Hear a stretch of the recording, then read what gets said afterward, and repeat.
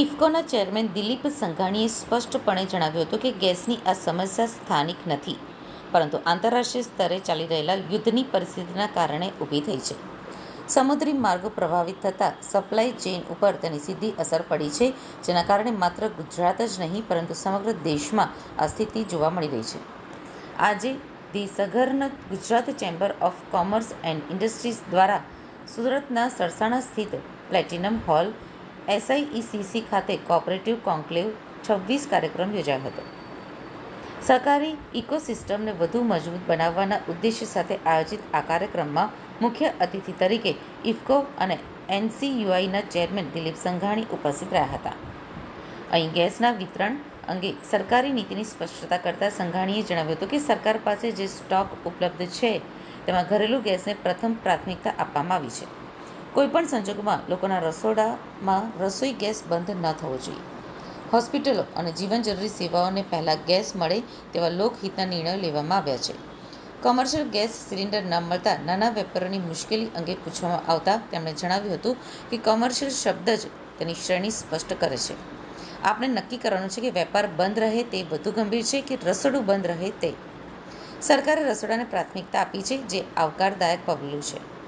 જ્યાં સુધી યુદ્ધની સ્થિતિ શાંત નહીં થાય ત્યાં સુધી આપણે સહિયારો પુરુષાર્થ કરીને આ પરિસ્થિતિનો સામનો કરવો પડશે. બજારમાં ગેસ સિલિન્ડરની અછત વચ્ચે કાળાબજારી અને સંગ્રહખોરીની ફરિયાદો ઉપર સંઘાણીએ કડક વલણ અપનાવ્યું છે. તેમણે માહિતી આપી હતી કે સરકાર દ્વારા ગઈકાલે પણ અનેક સ્થળોએ દરોડા પાડીને જથ્થો જપ્ત કરવામાં આવ્યો છે. કાળાબજારી કરનારા તત્વો સામે તંત્ર અત્યંત કડક કાર્યવાહી કરી રહ્યું છે અને કોઈને પણ છોડવામાં આવશે નહીં તેવી ખાતરી આપવામાં આવી હતી. યુદ્ધની પરિસ્થિતિ છે.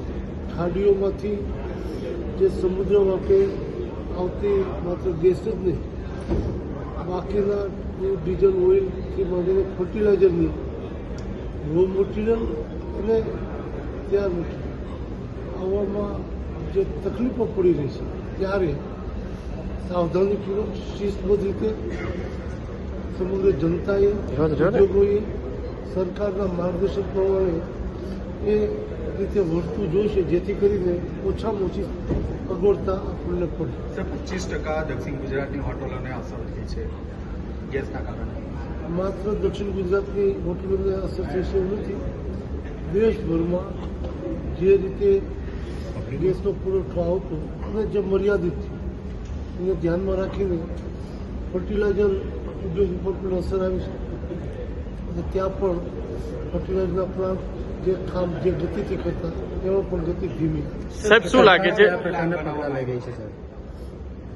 કોઈ પણ પ્લાન્ટ કરે જે આપણી પાસે આપણું ઘરેલું ઉત્પાદન છે, સુચારુ ઢંગથી સમાનતાથી કેવી રીતે વિતરણ થાય અને એના આધારે શિસ્તબદ્ધ રીતે સૌ મર્યાદા રાખે. બેફામ જેને દુરુપયોગ કહીએ એ સ્થિતિનું પરિસ્થિતિને ઓવરટેક થઈને ઓછામાં ઓછા ગેસ ઉપયોગથી વધુ કામ કેમ થઈ શકે એ સરકારના માર્ગદર્શન પ્રમાણે વર્તવું. કારણ કે આંતરરાષ્ટ્રીય જ્યારે યુદ્ધ હોય તો આપણા દેશમાંથી કંઈ એવું થઈ શકવાનું નથી. સમસ્યાથી બહાર નીકળવા માટે કયા પ્રકારની ચર્ચા વિચારણા કરવામાં આવી રહી છે?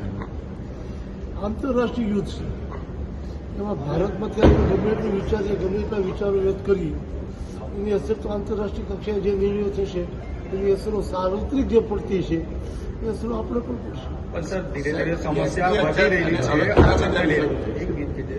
ધીરે ધીરે ગેસની અછતના કારણે ધંધા ઉદ્યોગ પર અસર થઈ રહી છે, ખાસ કરીને લારી અને દુકાનદારો.